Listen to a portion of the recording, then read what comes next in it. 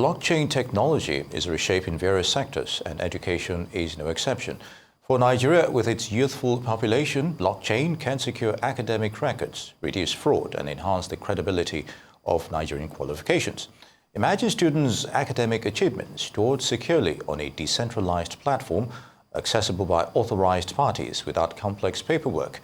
This transparency combats credential forgery, a challenge in Nigerian institutions, and enables employers to verify qualifications quickly and reliably. Blockchain also allows for micro-credentials, validating skills from online courses or training programs, which is especially beneficial for Nigerian youth learning outside traditional systems. And joining us to discuss the positive impact of blockchain innovation on the education sector is Aguda Toluwani, President of Web3 Unilag. It's good to have you with us, Tolu. Thank you very much. All right, so just to enlighten us, how credible is the belief that with blockchain, you can see evidence in what is going on in cryptocurrency transactions? Just a little bit beyond what we're going to talk about in education-wise. So especially with computers linked in a peer-to-peer network. So your thoughts? Yeah, so blockchain generally, to sum it all up, it means an immutable ledger. So a ledger that can't be adjusted, that can be modified. So having something that can be tampered with will affect the general overview of people trying to get into it and trying to tamper with things like this. So the fact that it is immutable and can't be changed makes it very, very credible, very, very fraud preventable, and also the rest of that. So blockchain as a whole has different use cases, not just the education sector, and majorly the current misconception is cryptocurrency and blockchain technology is only attached to cryptocurrency. So it's way bigger than that. It's way bigger than that. There are applications being built on the blockchain. We've heard of NFTs, non-fungible tokens, where art collectors get to store their arts on the blockchain. And also speaking now about storing your academic credentials on the blockchain. So there are different use cases, not just the cryptocurrency part. There's the DeFi part, which refers to decentralized finance, but there are also different parts. There's also emerging technologies in blockchain known as decentralized science, DePIN, decentralized physical infrastructure, which all links us to Web3. And Web3 generally is the new form of technology, different from Web 2, which is controlled by centralized authority, where people get to have a say in the governance processes of different technologies being built and the governing process behind it. So blockchain, generally, it's the thing that controls the Web3 ecosystem. Yeah. On the back end. I mean, very interesting, but I would like to just, really back a bit and ask how you first became interested in the potential of blockchain and, especially when we look at it for educational innovation and how that inspired you to, of course, found Web3 Unilag. And then in answering that, also touch on how blockchain technology promises secure and transparent record keeping in revolutionizing storage and accessibility of academic records from, like you said, certificates to transcripts and everything in between. Yeah, touching on the parts where you said about blockchain keeping records. Now, if anyone is familiar with the use of blockchain, even your regular cryptocurrency, any transaction being done on the blockchain is stored like for life. So basically, everyone has access, everyone can see this transaction. So there is always a traceability, and so there's nothing like backlog, there's nothing like, oh, it's missing, oh, we did a transaction and we don't know where it went, things like that.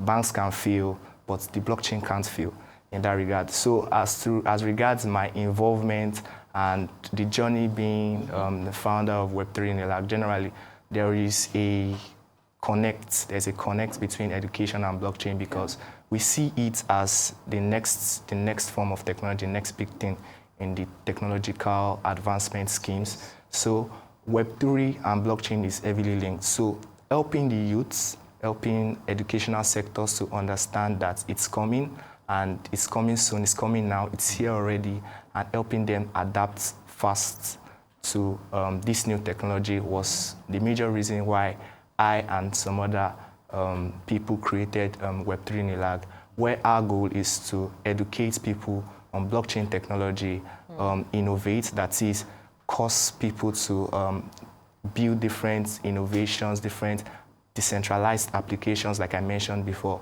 that use the blockchain technology and also creates beautiful businesses out of it. So those are the three major goals of the Web3 NILAG community, and we are well on track into doing this with a conference which we have planned on Friday, on the November 15th at NILAG. Yeah.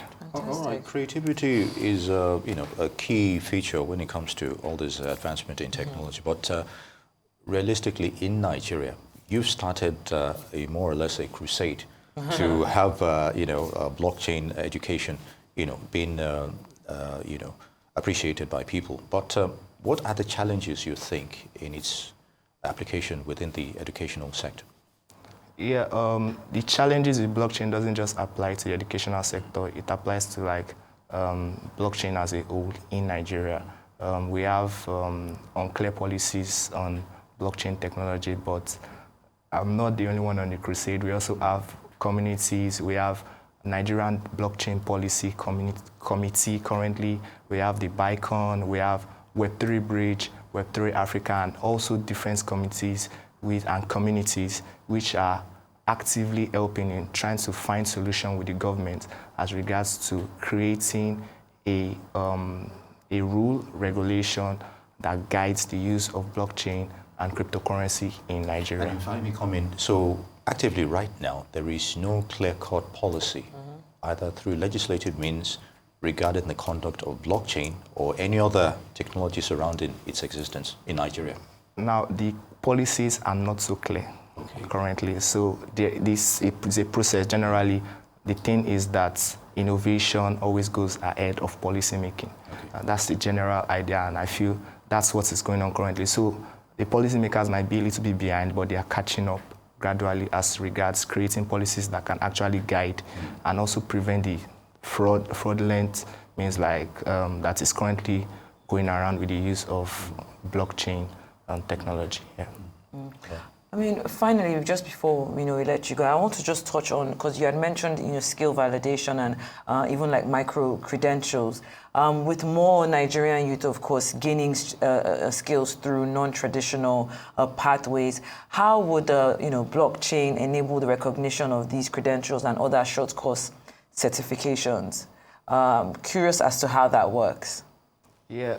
So everybody has access to blockchain, just like everybody has access to Google. Everybody has access to creating an application. It's very easy to create using smart contracts. It's going into like the developer aspect of it. So it's possible to create platforms which store credentials.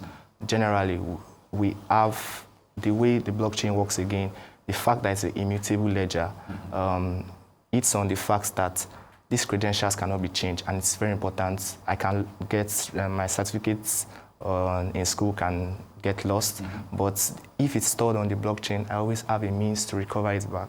So that is a key factor in the use of blockchain technology in education, the educational sector.